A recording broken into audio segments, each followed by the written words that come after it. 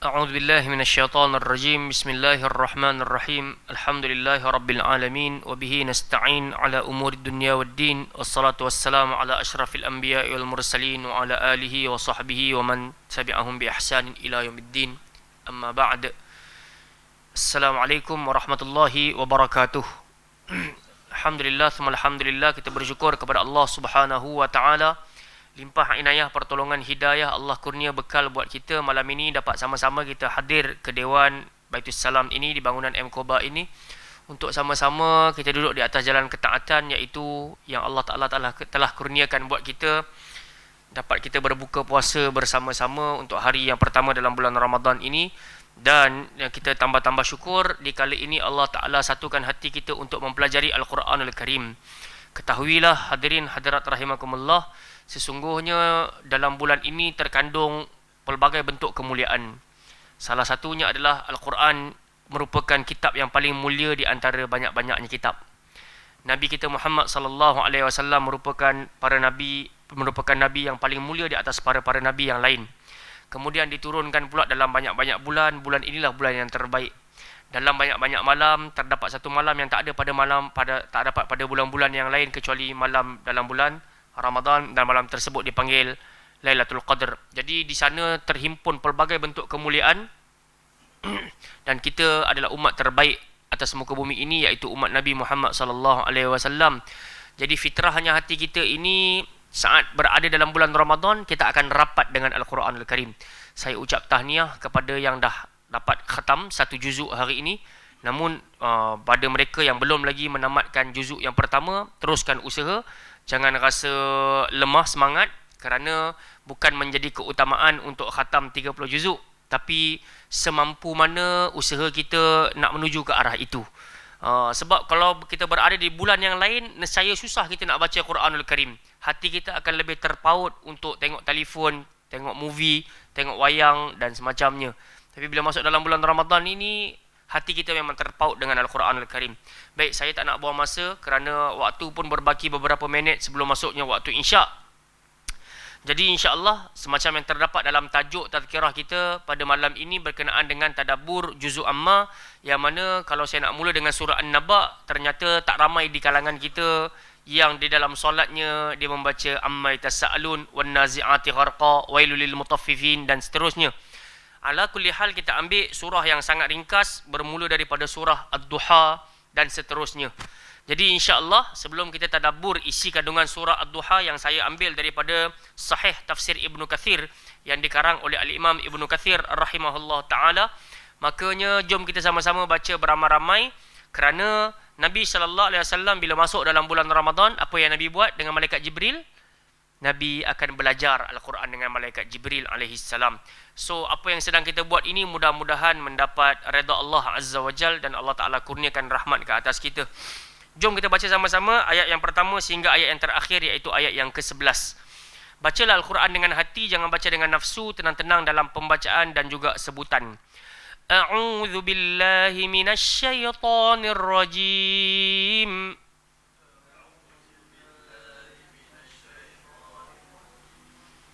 Bismillahirrahmanirrahim. والضحى والليل إذا سجى ما ودعك ربك وما قلى وللآخرة خير لك من الأولى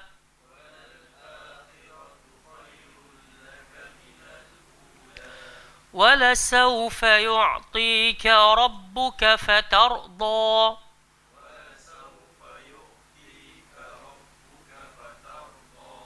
ألم يجدك يتيما فآوى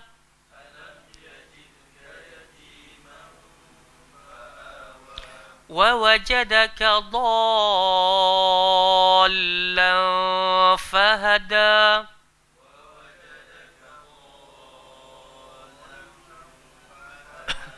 ووجدك عائلا فأغنى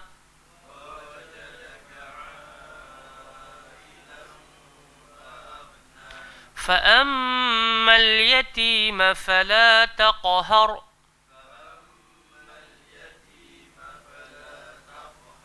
وأما السائل فلا تنهر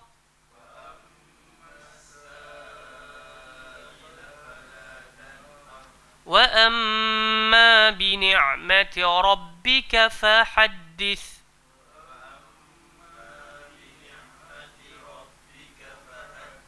Okey.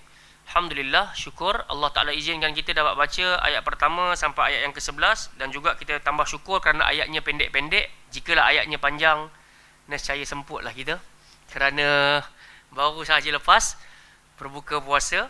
Ala kulli hal, tadi tetap juga saya dengar makhraj dan juga sifat huruf kurang tepat ketika kalian membaca beramai-ramai. Baik, jadi kita kena ambil peduli. Telah kita selalu sebutkan, pembacaan Al-Quran yang baik mesti datang dengan dua keadaan. Makhraj yang betul, tempat keluar yang betul, dan juga sifat huruf yang tepat. Bila ada kedua-dua elemen ini, insya-Allah pembacaan Quran kita akan menusuk ke dalam hati. Jadi, saya suka nak dengar setiap orang cuba baca ayat pertama sampai ayat 11. Rasa tak panjang pun. Abu Talha, silakan mula dulu.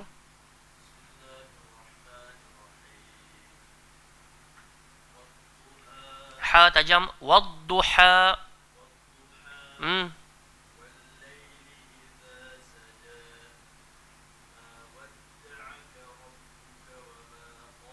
Okey, ka dengan la kena lembut. Ma wadda'aka rabbuka wa ma qala. Lembut semua.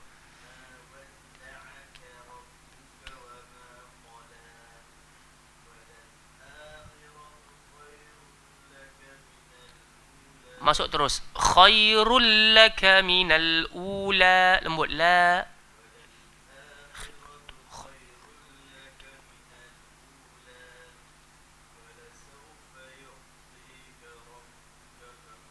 Bukan fator. Fata. Fatarda.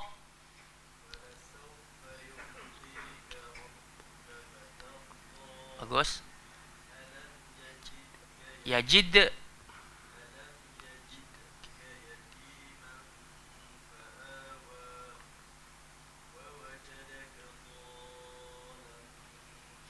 Itu juga yang saya dengar tadi. Bila ada alamatul mad. Apa maksud alamatul mad? Tanda panjang tu, macam bulu kening tu. Selepas dia kalau ada tanda sabdu, hukum dia jatuh apa? Mad lazim apa? Hilang dah. Mad lazim kalimi muthaqqal. Dia bukan mukhaffaf. Okey, muthaqqal maksud dia berat. Ditekan-tekan. So tadi Eti baca dolan, tak tekan. Dhallan fahada. Okey.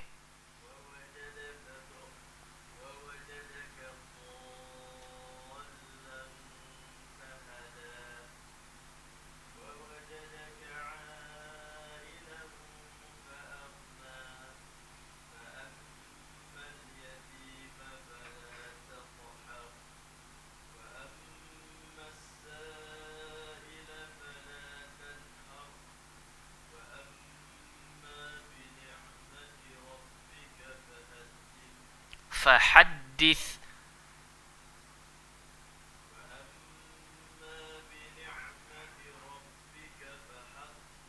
Fahad. Fahad. Lembut je. Fahaddith.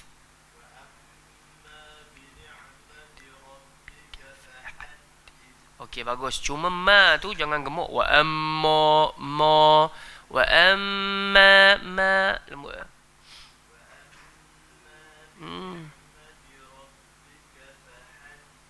Wan, Syahrul, fadal.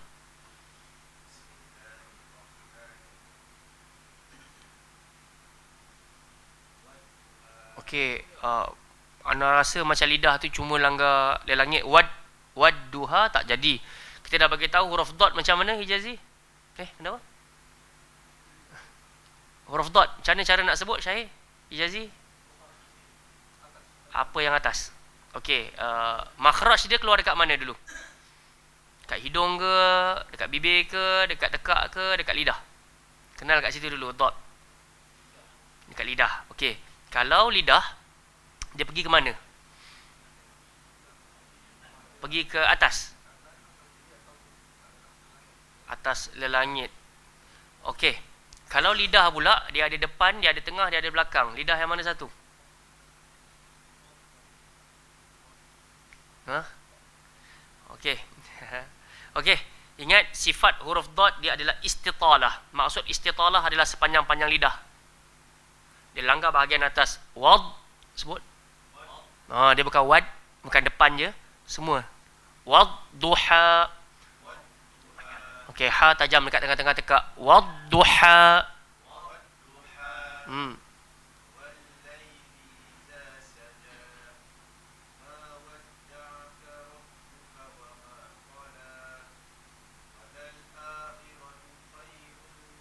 Masuk. Khairul laka minal ula.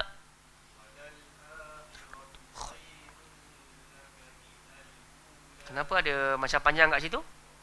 Okey, tanwin bertemu dengan lam, kena ingat sampai kiamat dia tak akan dengung. Khairul laka minal ula.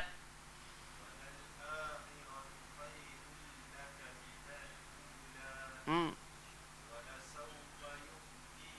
Sama juga ti itu macam huruf ta, gemukkan sikit. Wala sawfa yu'ti ti. Dia ada beza sikit bunyi ah.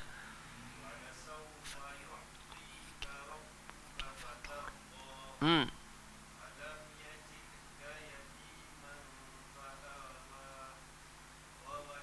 Wawa berat, lembut. Wawaja.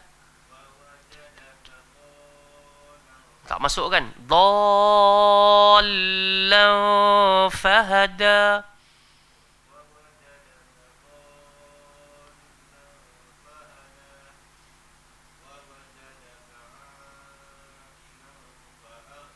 Okey, dengung panjang sikit. Ailan fa'aghna.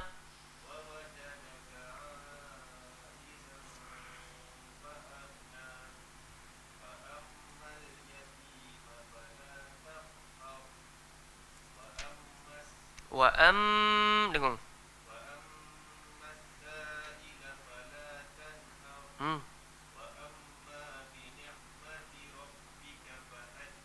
Okey, syukuran. So 80 dengan Syarul. Tadi perasan dhallan. Sebenarnya dhallan itu pun sama je isu macam kita baca surah Al-Fatihah. Waladdallin. Jangan dhalin. Dia tekan tu kena ada. Sebab atas lam tu ada tanda sabdu. Kita minta wanita pula, muslimat, fadali. Siapa nak baca? Umi ke Syah ke? Boleh.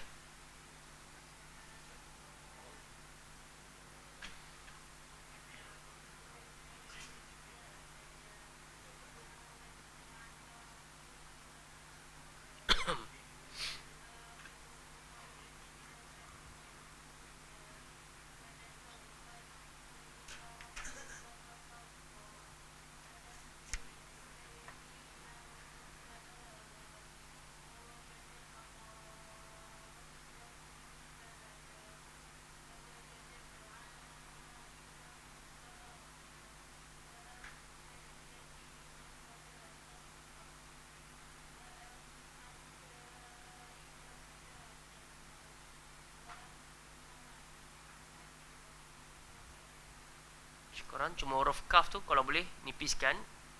Wala saufa. Sorry, kat mana tadi? Wa wajadaka ka. Jangan ko ka. Kita lembutkan sikit kat situ.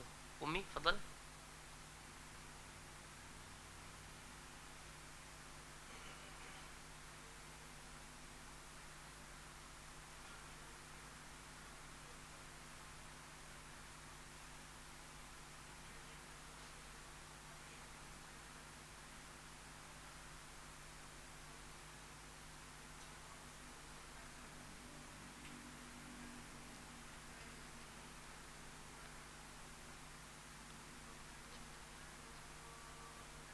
Tak tekan. Dhal kena cukup 6. Tekan dekat lam. Dhallan fahada.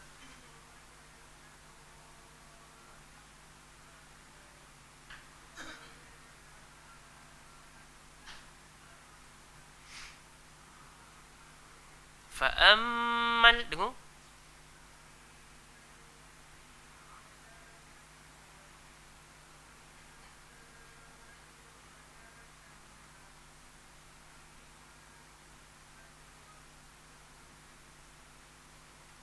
Barakallahu fiik. Kita terus masuk kepada tadabbur boleh? Okey, sebelum tu kita baca ramai-ramai dulu sebelum kita masuk pada tadabbur isi surah Ad-Duha. Ramai-ramai start daripada bismillah. 1 2 3. Bismillahirrahmanirrahim. Wad-duha. ما ودعك ربك وما قلى وللآخرة خير لك من الأولى ولسوف يعطيك ربك فترضى ألم يجدك يتيما فآوى ووجدك ضالا فهدى ووجدك عائلا فأغنى فأما اليتيم فلا تقهر وأما السائل فلا تنهر وأما بنعمة ربك فحدث. Baik, kita ambil isi kandungan surah Ad-Duha. Saya yakin ramai di kalangan kita dah tahu apa erti Ad-Duha. So Allah Ta'ala mulakan surah ini dengan wawul qasam. Apakah maksud wawul qasam? Dia adalah waw sumpah. Dan Allah Ta'ala maha perkasa, maha hebat, maha bijaksana. Allah Ta'ala valid untuk bersumpah atas makhluk-makhluk ciptaannya. Dan Allah Ta'ala bersumpah demi waktu duha. Wal-laili idza saja, demi waktu malam apabila keadaan telah menjadi sangat-sangat sunyi. Ma wadda'aka rabbuka wa ma qala. Tuhanmu sekali-kali tidak pernah meninggalkanmu dan Tuhanmu tidak pernah sekali-kali membencimu. Baik, 3 ayat yang pertama ini, apa yang saya ambil daripada tafsir Al-Quran Al-Azim yang dikarang oleh Al-Imam Ibnu Kathir rahmatullahi alaih, dia mulakan surah ini dengan sebab turunnya surah Ad-Duha. Agak-agak itu sebab apa surah Ad-Duha ni turun? Tak tahu, Syarul? Agak-agak kenapa surah Ad-Duha ni turun? Tak tahu. Sebab? Macam mana? Orang musyrikin hina Nabi. Mahathir? Tak tahu. Ijazi? Tak tahu. Syah? Umi? Kenapa surah Ad-Duha ni turun? Okey, cantik. Sebab tu kita kena duduk dalam kelas begini supaya kita tahu. Ini yang dipanggil tadabbur. Sebab apa? Bila kita baca, kita tahu kenapa surah ni turun, macam mana cara membacakannya dan bagaimana beramal dengan surah ini. Baik, 3 ayat yang pertama saya katakan tadi, demi waktu duha, demi waktu malam apabila keadaan menjadi sunyi, sesekali Tuhanmu tak pernah bencikan dirimu, sesekali Tuhanmu tak pernah meninggalkanmu. Imam Ahmad meriwayatkan daripada Jundub, dia berkata Nabi SAW pernah sakit. Okey, sehingga baginda langsung tak bangun untuk solat qiyamul lail selama 1 malam ataupun 2 malam. Ini di antara punca kenapa surah ni turun. Dan sakit ini, kalau saya tengok yang ni dipanggil ringkasan agaknya. Kalau kita buka yang matan Arabnya, dia siap cerita lagi. Sebenarnya ada seorang wanita baling batu dekat kaki Nabi. Sampai sakit Nabi tu, Nabi tak berupaya nak bangkit qiyam 1 malam ataupun 2 malam. Dan bila Nabi tak bangun 1 ataupun 2 malam itu, Nabi tak dapat nak menyampaikan apa-apa hukum hakam baru, wahyu yang baru Nabi nak terima, tak dapat. Jadi datang seorang wanita, kalau Syahir tadi kata orang musyrikin, tapi sebenarnya datang seorang wanita, wanita tersebut nama dia apa? Ummu Jamil. Siapa dia Ummu Jamil? Dia adalah isteri kepada Abu Lahab. Sebab tu Abu Lahab, nama dia tu adalah laqab. Lahab tu maksud dia Jamal, cantik, handsome. So Abu Lahab maksud dia bapa segala kehandsoman, ketampanan ada pada Abu Lahab. Dan isteri dia bernama Ummu Jamil, ibu kepada seluruh. Yes, innallaha jamilun yuhibbul jamal. Nak kata macam mana hadis tu? Allah itu cantik dan suka kepada kecantikan. So sama juga, kita kena tengok pada kedudukan ayat lah. Dia panggil siyaqul ayah. Nak kena tengok. Jamal memang maksud unta. Ibil pun maksud unta. Apa dia? Oh, tak. Tak. Sama.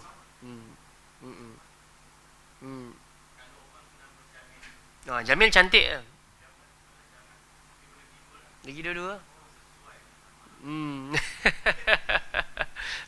Sama macam Syah lah kan. Kita panggil Syah kan. Syah tu kambing kan. Kalau kawan kita nama Syah kan.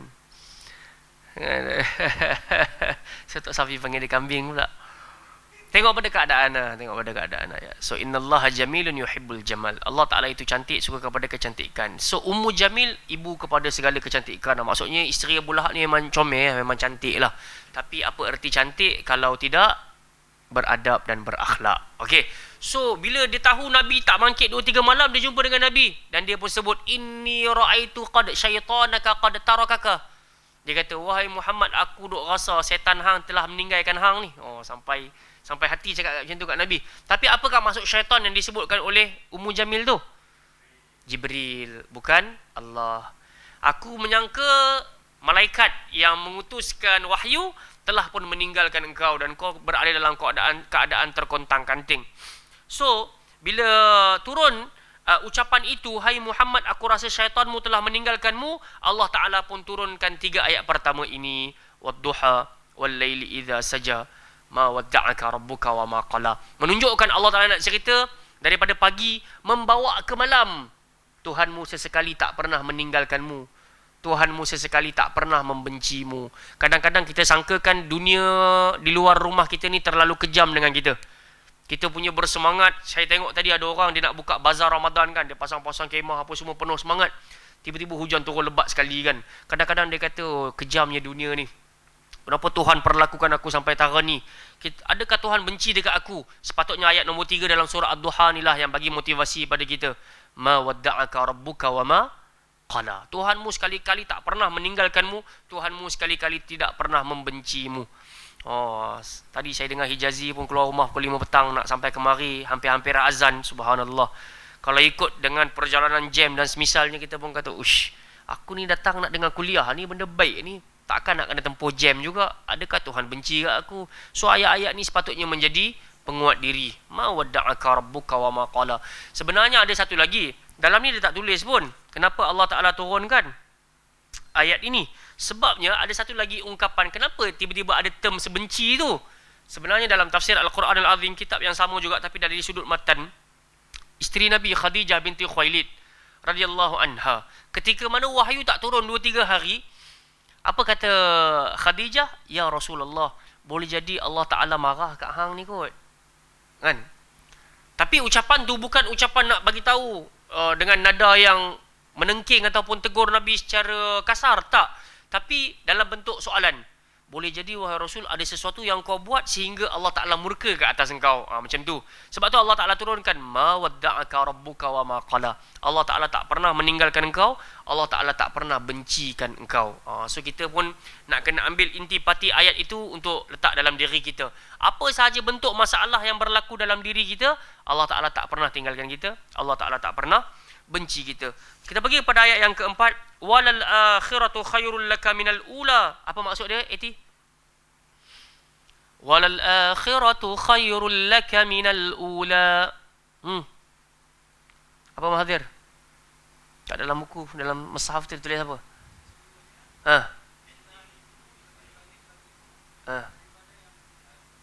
Dia kata apa? Sesungguhnya kesudahan. Okey. Dalam buku ini pula dia kata alam akhirat lebih baik daripada alam dunia. So nak cerita kat kita, walal akhiratu khairul laka minal ula. Apa-apa yang terdapat dekat negeri akhirat, itulah yang lebih baik untuk kita berbanding daripada apa yang terdapat dekat dunia ini. Dan sesungguhnya yang kemudian itu lebih baik bagimu daripada yang di permulaan. Itu yang Iti sebut tadi kan. Ending lebih baik daripada yang ada dekat starting. Okey. Yakni alam akhirat jelas lebih baik bagimu daripada alam dunia ini. Kerana itulah Nabi SAW adalah orang yang paling zuhud dekat atas muka bumi ini. Imam Ahmad meriwayatkan daripada Abdullah, yakni Abdullah ibn Mas'ud radhiyallahu anhu, ketika Nabi SAW sedang tidur di atas tikar yang dianyam daripada pelepah tamar, apa yang berlaku bila diziarahi oleh Abdullah ibn Mas'ud, Nabi kita bangun dan meninggalkan waqad uthira ala janbih. Dekat bahu Nabi SAW berbirat-birat. Disebabkan Nabi baring dekat atas tikar tadi tu, Nabi bangun, badan Nabi berbirat-birat. Apa yang dilakukan oleh Abdullah bin Mas'ud ketika baginda bangun? Aku pun mengusap-ngusap bahu Nabi SAW. Subhanallah. Saya bila baca hadis ni rasa macam kita pula buat. Yalah, kita hari ni boleh jadi tak berberat atas belakang badan kita sebab kita tidur dekat atas tilam Vono, Slumberland, King Coil, macam-macam jenama. Jenama katil hak mamai. Lah ni lagi lah. Kowe, kuku pun duk bawa keluar katil lah. Kan? So kita pun tengok, subhanallah, harga tak main-main. Sampaikan tengok dia punya promosi tu, dia punya hebatnya tilam tu. Kalau orang tengah lena kat sebelah, dia lompat, pum, kawan ni tak terasa pun. Oh subhanallah. Oh, jadi insya-Allah kebarangkalian nak berbirat belakang badan tu sangat jauh lah, kan? Tapi benda ni berlaku dekat Nabi. Abdullah bin Mas'ud datang nak ziarah Nabi, tengok belakang badan Nabi berbirat. So dia sapukan. Kemudian dia pun berkata apa? Mengapa engkau tidak bagi tahu kami wahai Rasul sampai kami bentangkan sesuatu tikar untukmu? Biar kami bawa tilam untuk engkau, hasir, bawa tilam yang lebih selesa untuk engkau wahai Rasul. So apa jawab Nabi sallallahu alaihi wasallam? Mali walid dunya innama mathali wad dunya karakibin istadhalla tahta asy-syajarah thumma raha wa tarakaha atau kama qala sallallahu alaihi wasallam. Nabi kata, ada apa aku dengan dunia ni? Sesungguhnya perumpamaan aku dengan dunia ini tak ubah sebagaimana seorang yang sedang mengembara. Dia nampak ada pohon yang rindang, dia berhenti di bawah pohon tersebut. Cukup masa, dia sambung balik perjalanan. Inilah yang dimaksudkan dengan walal akhiratu khairul laka minal ula. Sebab Nabi nak ajar kepada kita, jangan jadikan dunia ini sebagai keutamaan. Jadikan akhirat sebagai keutamaan. Sebab Allah Ta'ala dah bagi tahu dah, akhirat lebih mantap, lebih baik daripada dunia. Baik. Ayat yang kelima, wala sawfa yu'tika rabbuka fatarda. Apa maksud dia, Syekh Hijazi? Wala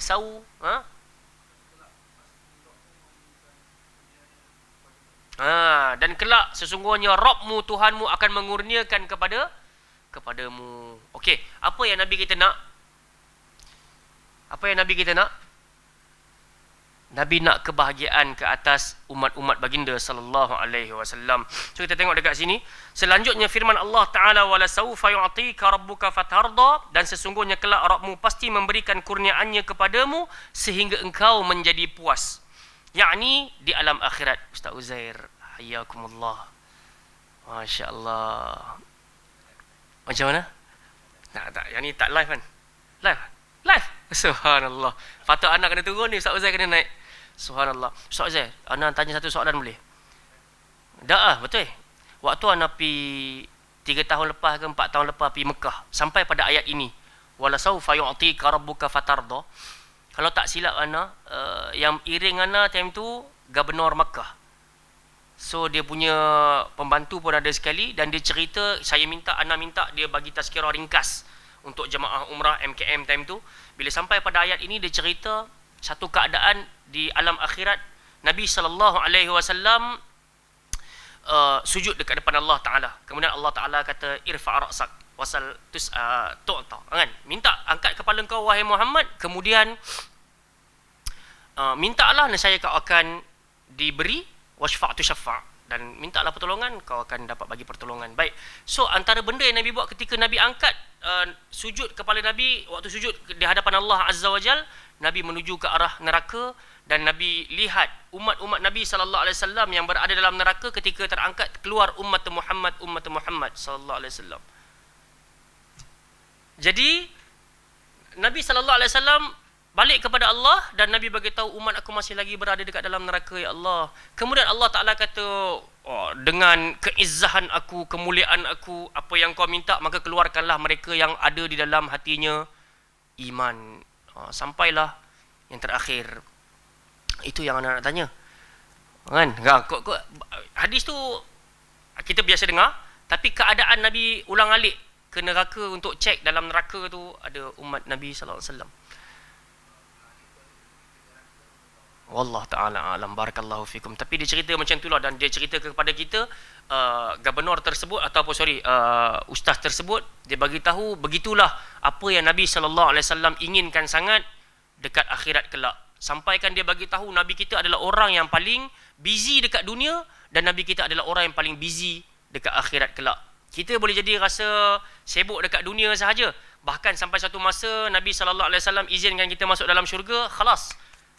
habislah urusan kita. Tapi Nabi SAW punya sibuk tu sampai Nabi nak pastikan tak ada lagi umat Nabi SAW dalam neraka Allah Subhanahu wa ta'ala. Kita berhenti 5 minit lagi insya-Allah. Baik. Wala sawfa yu'tika rabbuka fatarda. Ayat yang ke-6, alam yajidka yatiman fa'awa.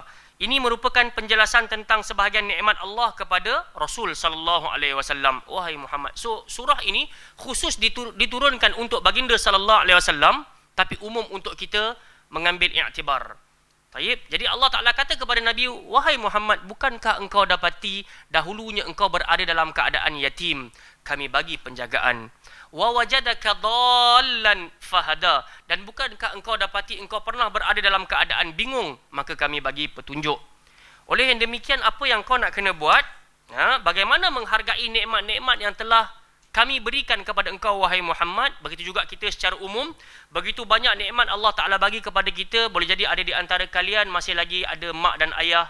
Kemudian kita pula syukur lahir-lahir berada dalam atas landasan agama yang hanif ini, agama yang lurus, agama Islam. So macam mana kita nak berinteraksi dengan nikmat-nikmat Allah Ta'ala ini? Allah kata, fa'ammal yatim fala taqhar. Adapun terhadap anak-anak yatim, janganlah engkau memperlakukan sewenang-wenangnya. Maksudnya, jangan makan harta anak yatim, jangan hina-hina anak yatim. Bahkan kita biasa dengar sebuah hadis Nabi SAW salam budak, cium budak, peluk budak, sampai berkata seorang badui, apa yang sedang kau buat wahai Muhammad? Anak indi asyara aulad, aku ada 10 orang anak dan aku tak pernah lakukan semisal apa yang kau lakukan. Maka Nabi SAW balas apa Yati? Malam yarham la yurham. Masya-Allah. Itu dah boleh duduk sini dah insya-Allah. Barakallahu fiik. Barang siapa tak menyayangi, dia juga tidak layak untuk disayangi. So kita pun begitu juga. Tambah-tambah kita berada dalam bulan Ramadan ini, bulan di mana kita dituntut untuk memperbanyakkan amal kebaikan, ketaatan. Salah satu bentuknya, cubalah kita memuliakan anak yatim. Kalau tak mampu untuk usap kepala nak peluk bagi semangat, sekurang-kurangnya dengan wang ringgit yang kita ada, cubalah bantu mereka-mereka yang menjaya dan menguruskan rumah anak-anak yatim. Mudah-mudahan kita termasuk di kalangan orang-orang yang memuliakan anak yatim. Wa ammas sa'ila fala tanhar. Dan terhadap orang yang meminta-minta, janganlah engkau mengherdiknya.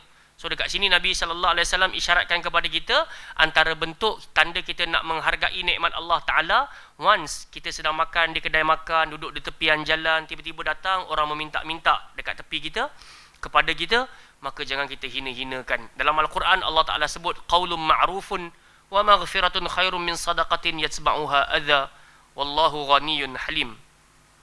Allah Ta'ala kata ucapan yang qaulun ma'ruf, ucapan yang baik, itu lebih aula untuk kita menolak lah. Kalau ada orang yang minta-minta, kita berasa iman kita hari itu tak mau nak bagi, apa yang nak kena buat Hijazi?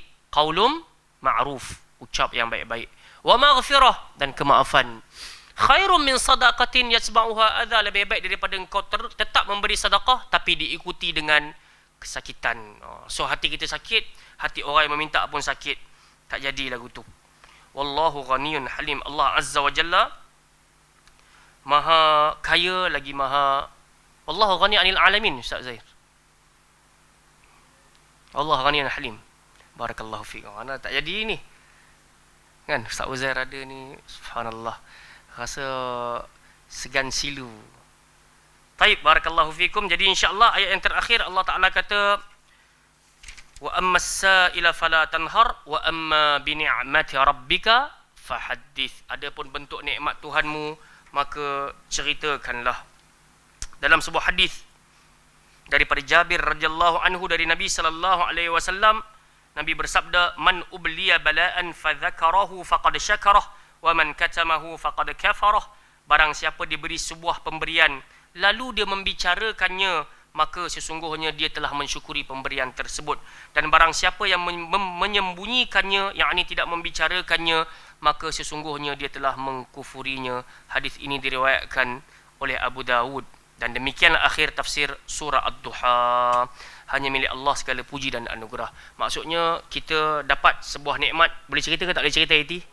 Boleh, asal sahaja jangan dilangsiri dengan perasaan riak dan juga ujub.